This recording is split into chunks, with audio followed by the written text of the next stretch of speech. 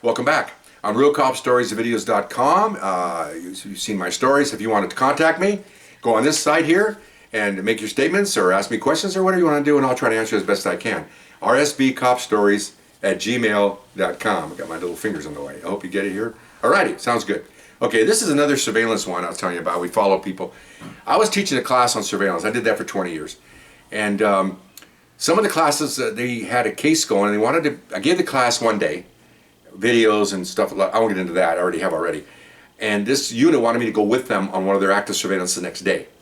Now, what I'm going to bring, the point I'm going to bring is during the surveillance class, or let's put it back up. When you do a surveillance and a suspect gets out on foot, you want to have at least 2 officers get out on foot and see where he's going. See who he's going to meet, where he goes, get an address, get license plates.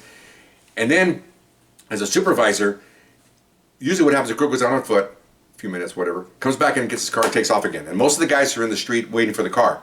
Once the car takes off, the supervisor has to make sure those 2 people are accounted for that got off on foot. Your officers got out on foot. You got to make sure they're, they tell you, I'm out. They'll get on the radio and say, I'm out, I'm out. So you know, okay, you go, Fred's out, Joe's out, got them. Okay, they're out on foot. Because you got to make sure, we got to be protected. It's a dangerous city. These guys are on foot. They're plain clothes. They have beards. They look funny.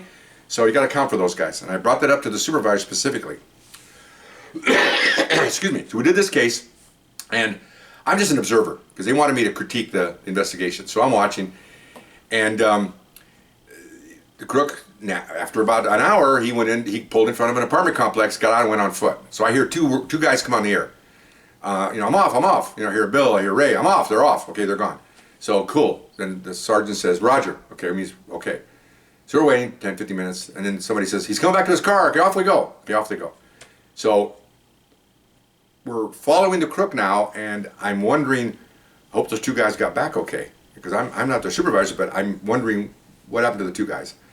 Then I hear on the radio one guy come up. I'm back on. Okay, gotcha. And they're following the guy now, and the guy's doing some really weird maneuvering. So they're being the sergeant. There's 2 of them. Their focus is on the surveillance now, and I'm back there because I'm an observer, kind of like an umpire. And I'm thinking, where's the last guy? Did he ever come back on the air? Did they have a special secret code? What happened to him? Okay, so then the crook went, eventually about maybe 40 minutes later, he wound up going back to his house. And then they sat down and set up on the house, and then the squad kind of relaxed a little bit. And I'm sitting there listening like, okay, my thought now is gone of where the last guy was, because I'm busy following these guys. Then I hear one of the bosses crop up.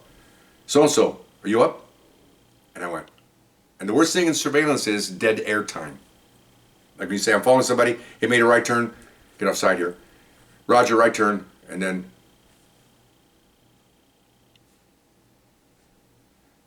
where is he? Silence is bad. You can tell this video, you go, is he still talking? Silence is bad. So he goes, are you up?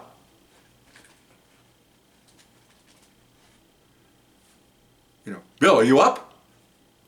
He says, I'm making this name up, obviously. He goes, has anybody seen him?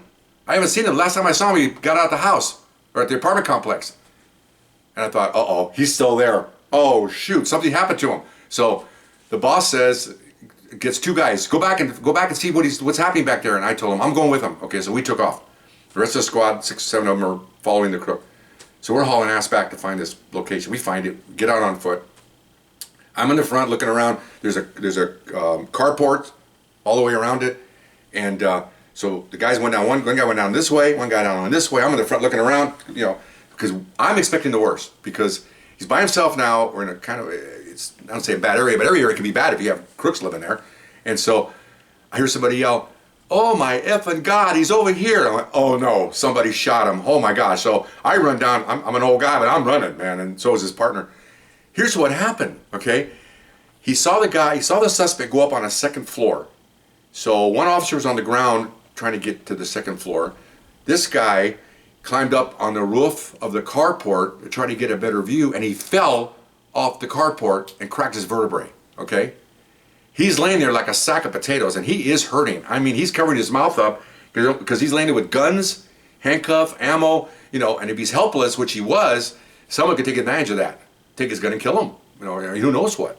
So, I mean, and I'm going, oh my gosh. I said, don't effing move. So I run back to the car, got on the radio, call for an ambulance. I call for the supervisors, and they're staying by this guy, and they're trying to hold him because he's hurting, and he wants to move, and don't move because he says, I can't feel my legs. turned out it was some kind of a shock that for a momentary loss of his feeling, but he said he couldn't feel his legs. And I thought, oh my gosh, you know. So it's not even one of my personnel, but he's an officer, you know. So, you know, so we're around him, and then we pull our cars up to block the area, and then here comes the ambulance, the paramedics, and then his boss shows up, and everybody's getting there.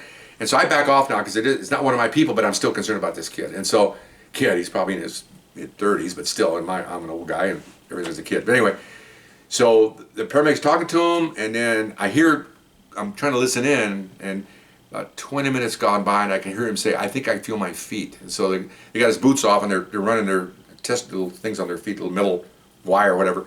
He goes, I can feel that. And everybody's going, oh man, you know. So these guys, I never saw people so gentle in picking up a human being in my entire life. I mean, they picked him. They must have had 6 paramedics there, and they just so gently lifted him to just get him on a flat board, as they call him, right? Put him on that thing, and then took him in there. And I mean, it's like, oh man, you know. So, you know, they take him away, and now the investigation's over. I mean, there's cops everywhere, and so we meet in a corner of the parking lot, and just before the supervisor's going to take off, he called his boss. His boss is en route to lieutenant. This is big stuff here, and so. All these 8 guys are standing there around this boss and myself, and then he says, the boss says, looks at me and goes, "You got something to say? You got something to say?" And I go, "Yeah, I do." What? He says, "See how important it is to listen to this lecture? I don't want to sound like I told you so, but this is serious stuff." I said, he was abandoned back here, and I can say that because they're not my people. I can be more critical than his own boss would be, and I'm actually critical of their supervisors. I said, you cannot leave your personnel behind. You cannot disregard them because you're busy focusing on another part of the investigation. Every person is important. They were left on their own, and when you left, they didn't account for each other. The 2 officers and the 2 officers that got out, his partner, he didn't like that. He would look at me, give me a hard look. His partner should have been aware that his other guy was out, because he asked him, "Did you know he was out?" "Yeah." And he's primarily responsible for his partner. Now instead of being 8 guys following someone, it's just you and your partner now. And when you work in the black and white, it's just you and your partner. And they're going, yeah. So you gotta, this could have been really ugly. He could have really been paralyzed. He could have been shot. He could have been robbed. Who knows? And he goes, "Thank you." And then I just backed away, and they all left. And he called me later and thanked me and said that he had to chew out that guy's partner. I said, "Well, you know, you gotta do what you gotta do. This is ugly. This is really ugly." I heard he was in traction. I heard he came back to work like a year later, but it's a horrible thing because he kind of was left behind. And things happened. He slipped and fell. I mean, but you got to make sure. If that was me, I would have said, "Man, I didn't tell him this." I would have said, "You know, we're both out. Okay, good." And when we know the squad's left, then you come out. Well, you know, here you go. We're good. Let's go. You know, you don't sit there and say, "I got to take off." It doesn't work that way. It doesn't work that way. So that was unfortunate. I'm sure they all learned from that. I know almost all of them became supervisors in the next 5 or 6 years. So I'm sure they took that with them. Kind of sad, but very interesting. I'm glad the guy was okay. Great kid. And it turned out fine. So anyway, hope you liked that story, and we'll see you next time. Bye-bye.